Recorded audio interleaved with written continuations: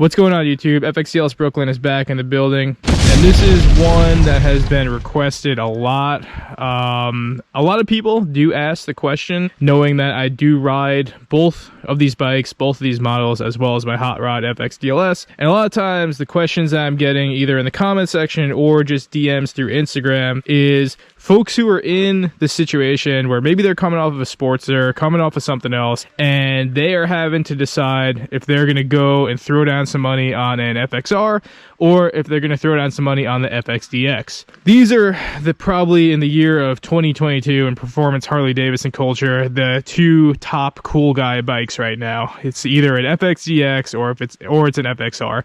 Lately, this year in particular, it seems like the FXRs are kind of pulling ahead.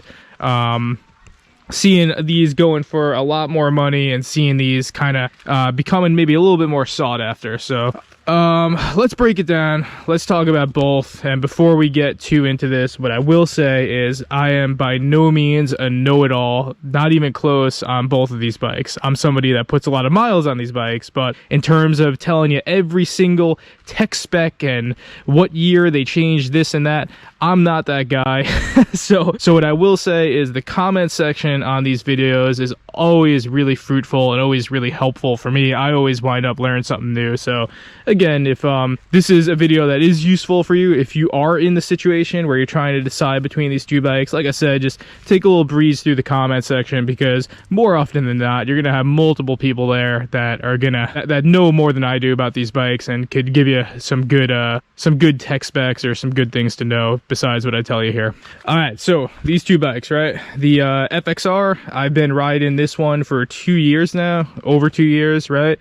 The FXDX, the Super Glide Sport, I've been on this one for a year and put heavy miles on both these bikes. I've done trips on both these bikes, and yeah, I think I'm at a point where, you know, again, if you are in the situation where you have to make the choice between the two, I could give you some pointers that will maybe point you in the right direction, right? So here we go.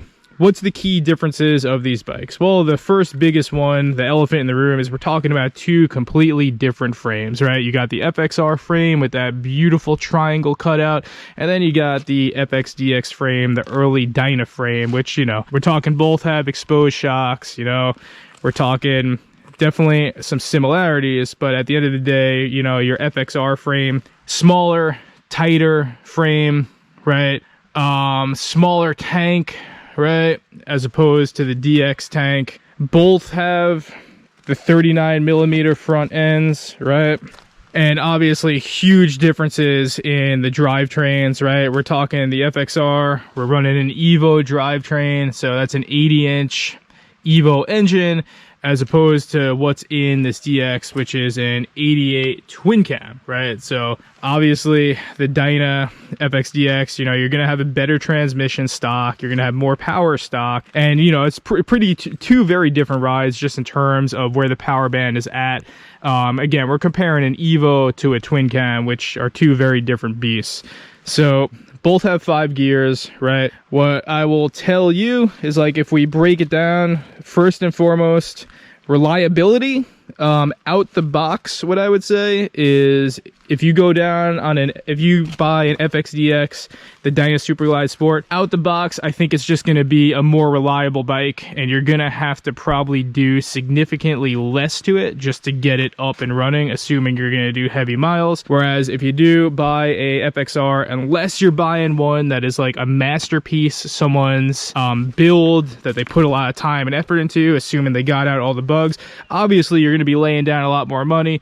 But if that's the situation, you know, but most of the ones that I'm looking at are the ones that I find, they all need work. You know, this one definitely needed a lot of work. Shout out to Sal Badfoot. He's the reason why this thing is running right now. But yeah, out the box reliability. I think your DX is going to be out the box more of a reliable bike. You know, again, we're talking two very different drivetrains, and, you know, a twin cam drivetrain is going to give you significantly less issues than this Evo drivetrain from the 80s, right? So you got that. If we're talking highway miles, I've talked about this before. The FXR, you know, I get up to, I'm in 5th gear, I get to maybe 70, 75 miles per hour, and that's where I feel like I kind of want another gear with it, or I kind of want some more power. Whereas the DX, I'm in 5th gear, you know, I'm 75 or above, the bike's happy, right? So on the highway, if I had my preference, if I'm just sitting on the highway all day, it's going to be my DX, right? 100%, that bike will do it. It's not an issue. Now, if we're talking like back mountain twisties, if we're talking, you're doing some canyon carving, if you're doing twisties all day, that's going to be my FXR. You know, the frame is just tight. The bike handles like no other. You know, in terms of just handling in general, you know, my favorite bike in general is an FXR. You know, that bike fits me and handles, again, better than any other Harley I think I've been on at this point. Now, what about urban riding? What about city riding? What about if you're going to have to lane split and tactical maneuver? Well, that's a tricky one because obviously, you know, your FXR, it's tighter, it's lighter, right? You would think it would be the better choice to have in the city. But honestly, you know, these days, I actually kind of prefer my DX if I'm in the city. For number one, it's a stock clutch, and this thing almost feels like an easy pull clutch. You know, this clutch is so damn easy to pull, whereas these clutches, you know, back in the late 80s, like this one, like you're gonna be getting a hand workout, especially if you're having to work it to do some lane splitting. So the combination of that and also just having, so yeah, the combination of that clutch pull just being super easy, as well as the extra power that you're gonna have with a DX. I'm actually at a point where I do like riding that bike more in the city, believe it or not. I'm at a point where if I'm on my FXR, I've said this in previous videos, but my favorite situation to ride my FXR is the back mountain twisties, right? That's where I'm having the most fun on that bike. Like I said, you know, I've had to, you know, the FXR, it took probably a good 2 years or so of doing this and that, you know, through Sal Badfoot to get that thing running right. The FXDX, not much we had to do, right? It was literally replacing a starter, you know, at some point we had to replace a head gasket, but that's it. Both these bikes right now are completely solid and ready to go. So yeah, if you're in the situation where, you know, you have to pick between one, you know, you just got to ask yourself, you know, am I going to be doing a lot of highway miles? If you're doing a lot of highway miles, I would say get the DX. You know, don't get me wrong. You can do things to the FXR. Obviously, you could upgrade the motor. You could do a drivetrain swap. There's a lot you could do to make it a suitable bike for the highway. But again, out the box, if you're just looking for something to crush highway miles, go with the DX, right? If you are mostly doing city riding, right, then that's a hard one. It's like, part of me wants to tell you to get the FXR, but honestly, y'all, like when I'm riding that FXR, doing the stop and go, doing all the chaos that the city rides throw at you, something usually eventually breaks. So the FXR is really happy with smooth mountain roads. Once you start throwing it into the potholes and all the lane splitting of the city, that's when things start to need some TLC. Whereas the DX, I could throw that thing into any situation and nothing, I'm not having any issues when I come home. You know, it's solid, it's reliable, right? So that being said, if you're someone that's doing a lot of, like I said, just back mountain twisties, and that's most of what you're doing, go with an FXR, you know, why not?